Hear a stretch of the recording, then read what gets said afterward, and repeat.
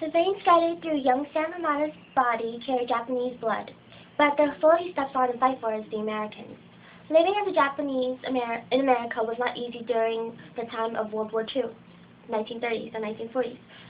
At the age of 9, Sam Hamada left his homeland, Hamamura, Japan, to live in Hawaii with his father, leaving behind his mother, his brother, and his little sister. Color of the Sea by Sam Hamamura speaks about Sam Isamu Hamada as he struggled to discover his real identity, whether he was a Japanese or an American. Struggling to discover himself wasn't his only challenge. Sam had many complications. After completing high school in Hawaii, Sam strikes out for California, where he meets the love of his life, Kiko Yasunagi. Unfortunately, Kiko's parents despise Sam and are willing to do anything to separate the two. Not long after they met, Kiko has come to Japan in the attempt that her parents made to arrange her marriage. Being Japanese American living in America during the time of the war between the two countries forces Sam to choose one side. Because he was living in the United States, they imprisoned him.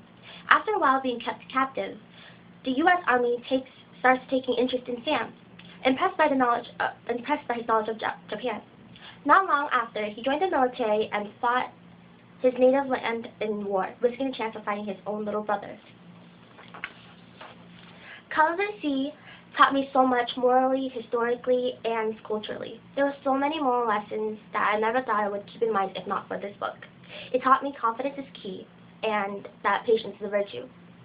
This book tells me the life of Sam Hamada for 17 years, so I can see how he grew from a boy to a man. I like books that stretch out their time span because it makes me realize how much can happen in so little time. I also like how I can easily relate to this book. Since it was written by an Asian author, I share some of the same beliefs. This taught me a chunk about the Japanese culture and made me realize how similar it was with the Vietnamese. I would honestly recommend this book to anybody who likes to read in general. It was just amazing. It's the kind of book that I'll read and finish in a number of 3 days, reading it 4 or 5 hours a night.